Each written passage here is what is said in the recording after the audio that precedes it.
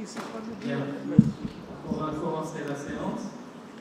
Mes chers confrères, mes chers amis, donc on commence le 21e congrès national de cardiologie, jumelé avec le 19e congrès maghrébin de cardiologie. Et on commence par une séance très optimiste avec la séance des jeunes cardiologues qui a été préparée par eux et pour relever un peu les défis de demain. Et donc aujourd'hui, le thème sera les cardiopathies et grossesse. Et nous invitons le premier orateur.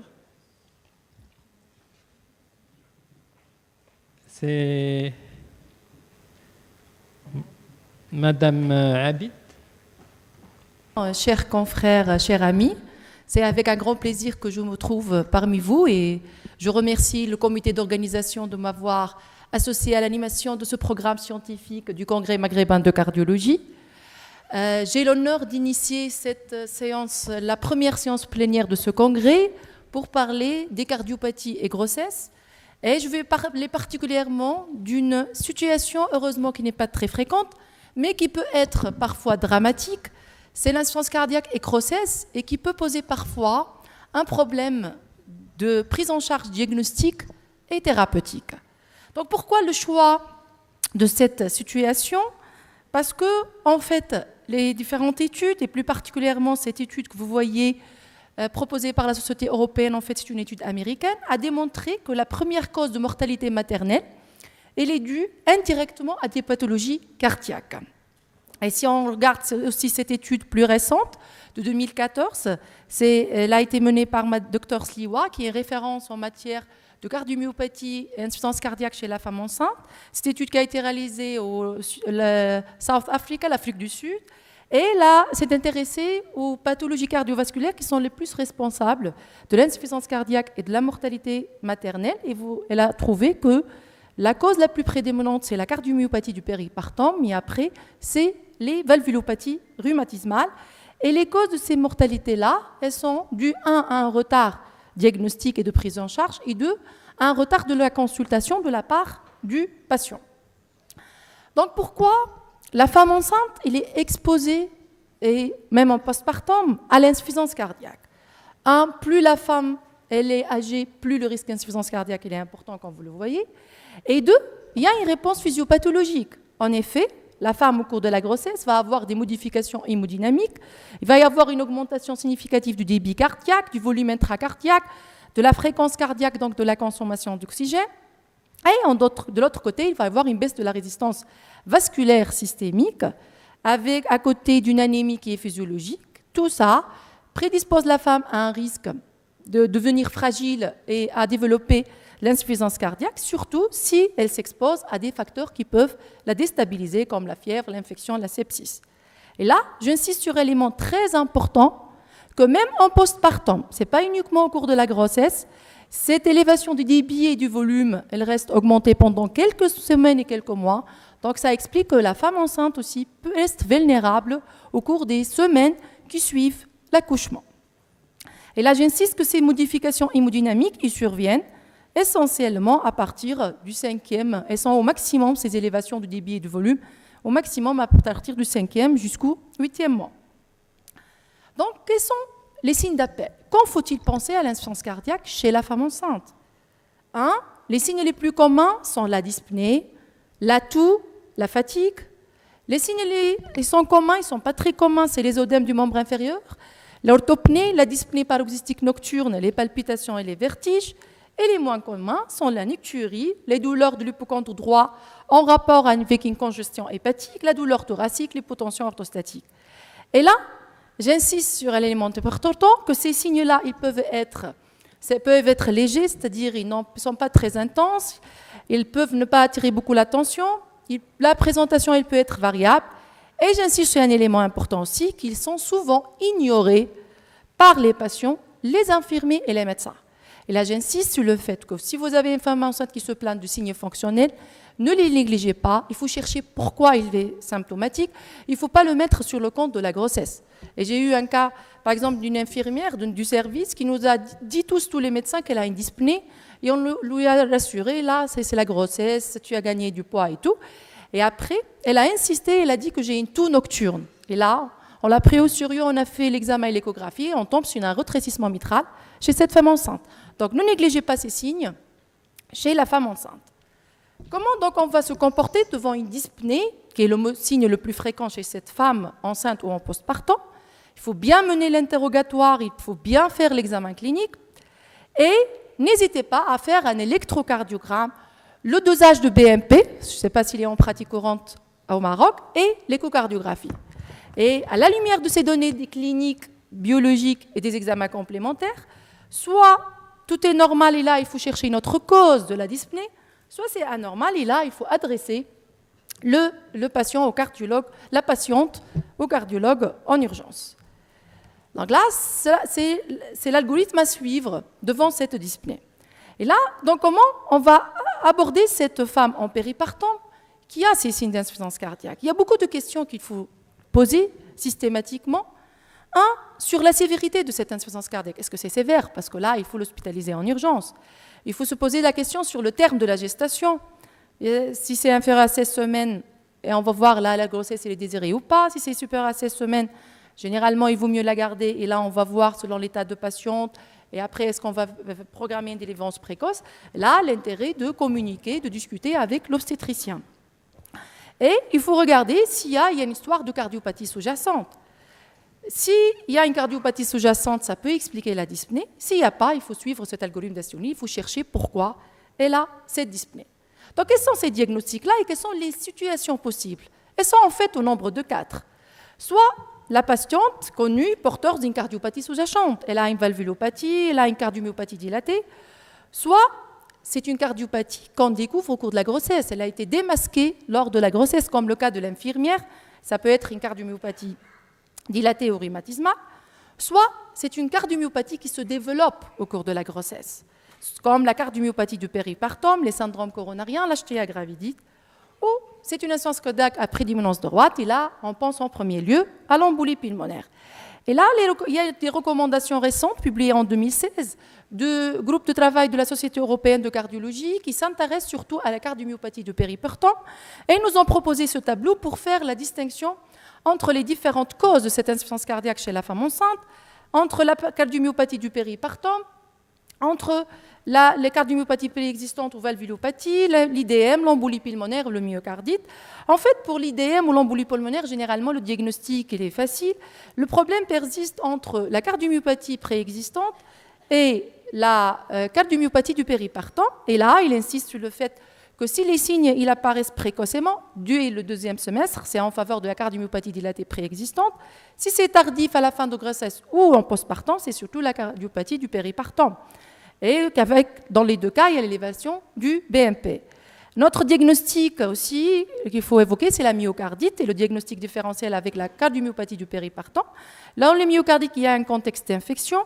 Or, dans la péricardite du péripartum, c'est un truc récent, il n'y a pas d'antécédent. Et dans la myocardite, il y a l'élévation de troponie. Donc là, c'est un tableau qui résume les particularités de chaque cardiomyopathie.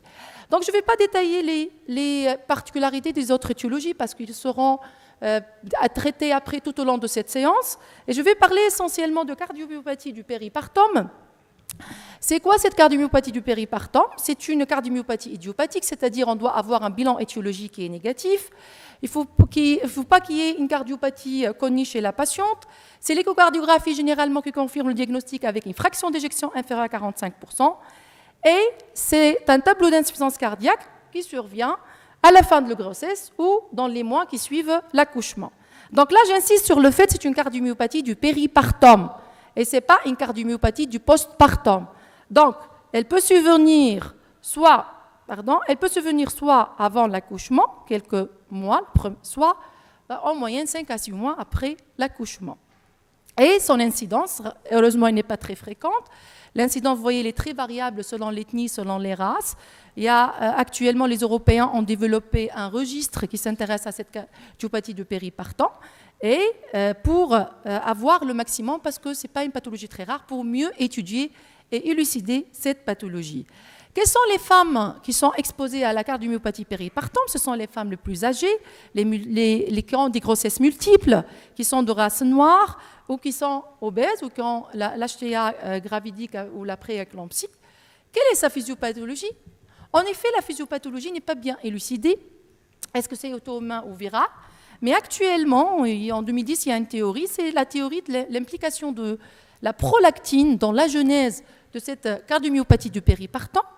Et donc, pour cet auteur-là, c'est la prolactine, c'est la dégradation de la prolactine en ce médiateur qui va être responsable de la stimulation de l'inflammation, de l'apoptose des cellules endothéliales, d'atteinte de la microcirculation et qui vont agresser aussi les cardiomyocytes. Donc, ils vont être responsables d'une altération de ces cardiomyocytes, altération de la fonction systolique du ventricule gauche, dilatation du ventricule gauche, mais ça nécessite d'être prouvé.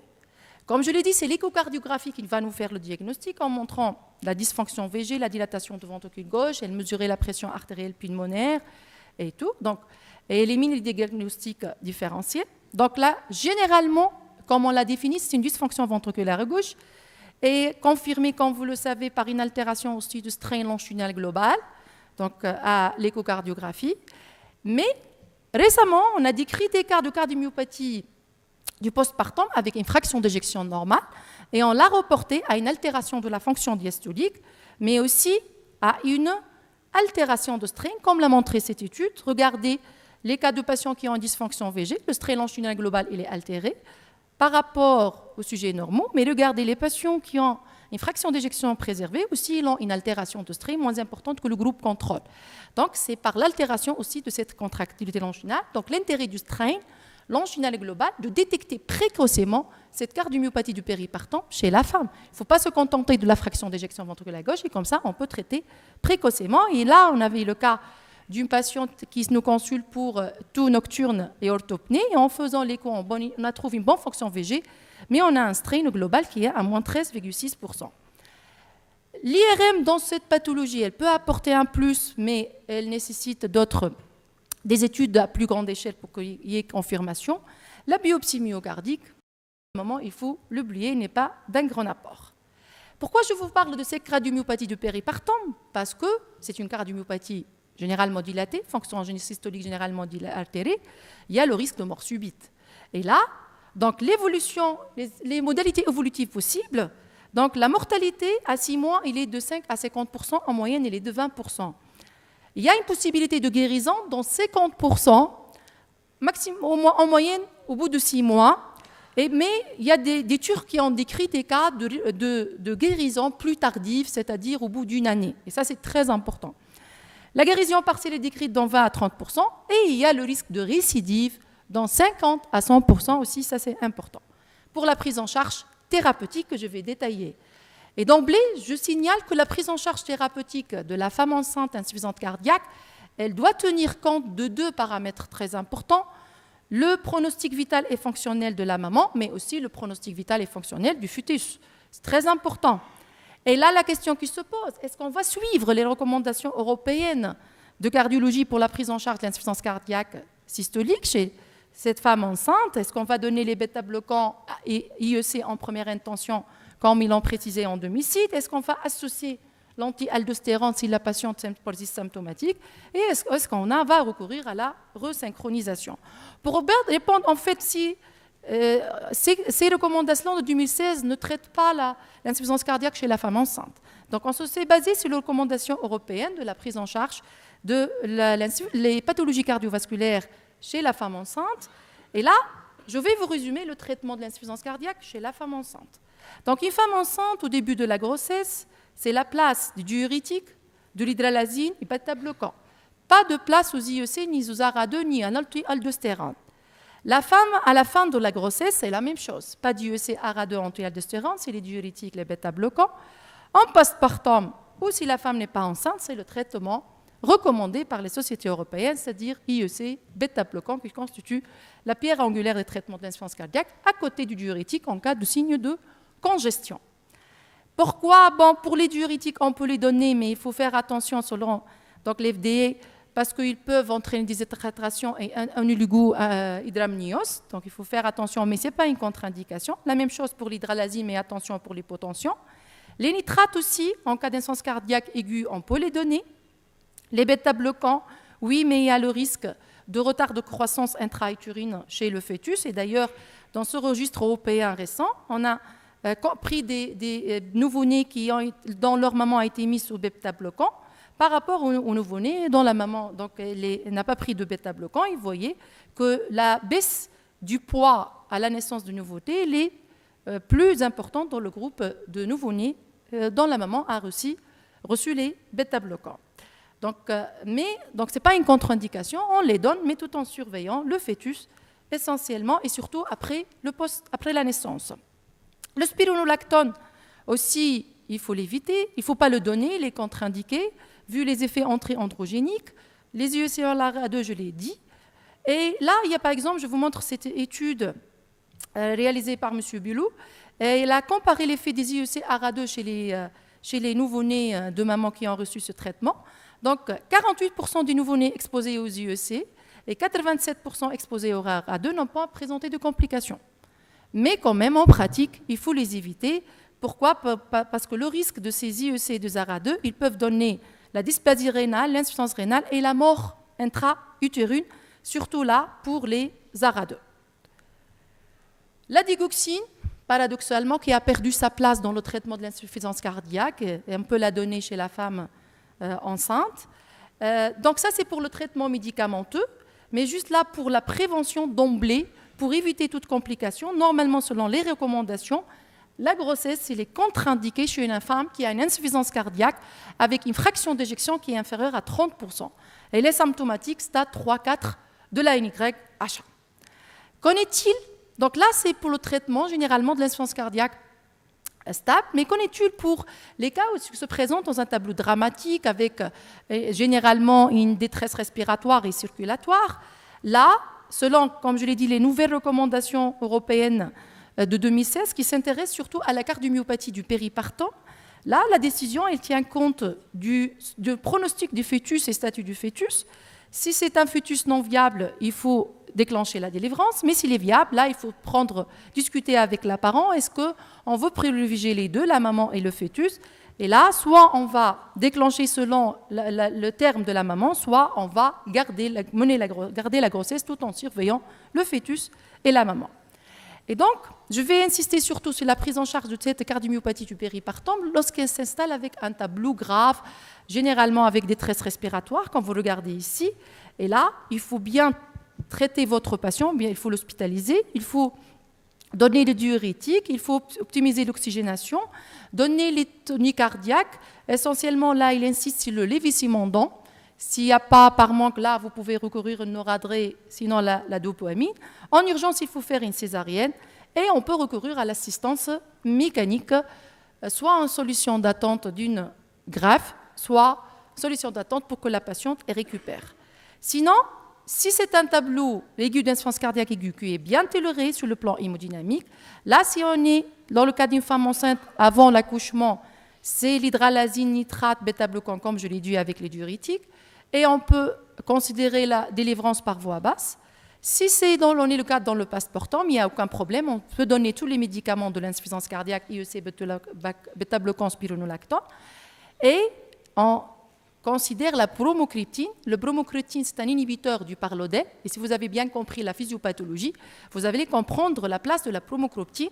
Il y a des études allemandes qui sont encourageantes pour la prescription de cette bromocriptine dans la cardiomyopathie du péripartum. Mais des études à plus large échelle elles sont nécessaires pour prouver son efficacité. Et après, combien faut-il la durée de prescription de traitement de l'insuffisance cardiaque dans la cardiomyopathie du péripartum? Là, regardez les recommandations précises qu'il faut garder ce traitement de l'insuffisance cardiaque 12 mois après la guérison. Même si la patiente elle guérisse, il faut maintenir le traitement pendant 12 mois. L'autre question qui se pose concernant le traitement, comme je l'ai dit pour la cardiomyopathie du péripartum, c'est le risque de mort subite.